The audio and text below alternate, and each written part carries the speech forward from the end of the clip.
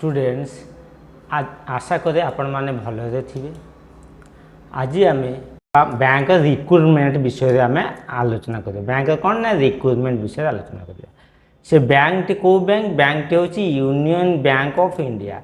आज आम union bank of India रे रिक्रुटमेंट पाई आलोचना करिया। ए जो रिक्रुटमेंट हेची यूनियन बैंक ऑफ इंडिया रे यही रिक्रुटमेंट कौन ना engagement of apprentice under apprentice act 1961। यही जो पोस्ट बाहरी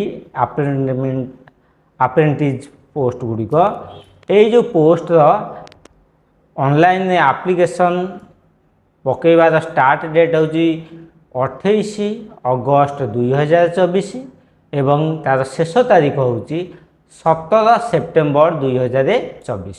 बुझीला।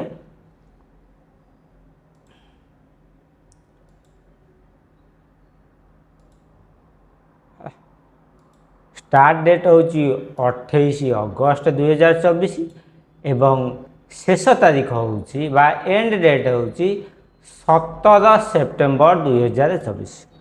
बर्तमान आम पोस्ट कौन जानिले अप्रेंटिस पोस्ट एवं स्टार्ट डेट जानिले 28 अगस्त 2024 एवं तार शेष तारीख बा एंड डेट होची 17 सेप्टेम्बर 2024। बर्तमान देखिए आदि केते पोस्ट बाहर एवं एटी देखिले एटा जो ऑनलाइन मोड रे कौन हो एटा अप्लाई करा जो को मोड रे ऑनलाइन मोड रे अप्लाई करा जो पोस्ट गुडी बाहर। बर्तमान देखिए पोस्ट केते पोस्ट होची ना टोटाल 500 पोस्ट बाहर। पोस्ट केते टोटाल 500 पोस्ट।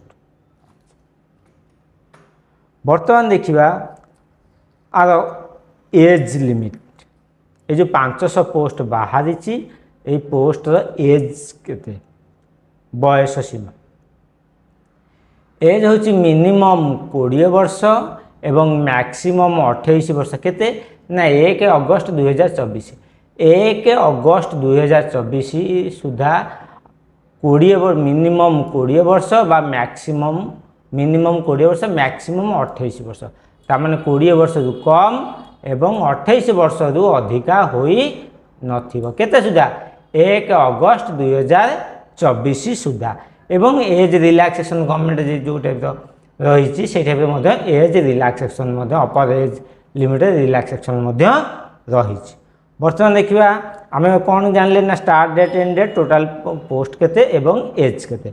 देखिबा एसेंशियल क्वालिफिकेशन कौन यार एसेंशियल क्वालिफिकेशन कौन ना एजुकेशनल क्वालिफिकेशन होची 17 सेप्टेम्बर 2024 सुधा graduate from a recognise university और इंस्टीट्यूट गोटे रिकॉग्नाइज यूनिवर्सिटी एवं इंस्टीट्यूट रु से कौन ग्रेजुएशन कंप्लीट करिथिबे केते सुधा ना 17 सेप्टेम्बर 2024 सुधा कहीं तो ना ग्रेजुएशन कंप्लीट करिथिबे बास।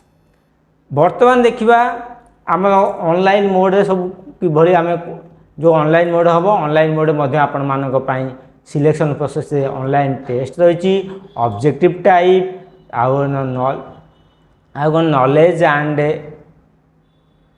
टेस्ट ऑफ लोकल लैंग्वेज मध्य रही वेट लिस्ट है मेडिकल एग्जामिनेशन रही युवा सिलेक्शन प्रोसेसटा आपण मानक है सिलेक्शन प्रोसेस एवं ये जो स्टाइपेंड बा बेनिफिट रही the apprentice are eligible for stipend 15,000 per month मासकू केते 15,000 टंका रही कौन सालारी रही।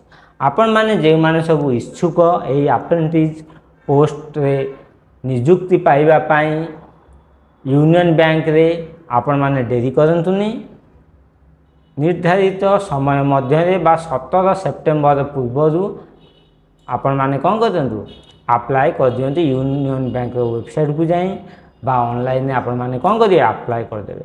आज वीडियो रे एतिकी पुणी आपण मानक सहित देखाइबो आउ एक नुआ एक वीडियो रे नुआ एक अध्याय रे। सेति पई मोर चैनल को बहुल भाव में लाइक करंतु ସେୟାର କରନ୍ତୁ, ସବସ୍କ୍ରାଇବ୍ କରନ୍ତୁ। ସବସ୍କ୍ରାଇବ୍ କରିବା ସମୟରେ ବେଲ୍ ଆଇକନ୍ ବା ନୋଟିଫିକେସନ୍ ବଟନ୍କୁ ପ୍ରେସ୍ କରିବା ପାଇଁ ଭୁଲନ୍ତୁ ନାହିଁ।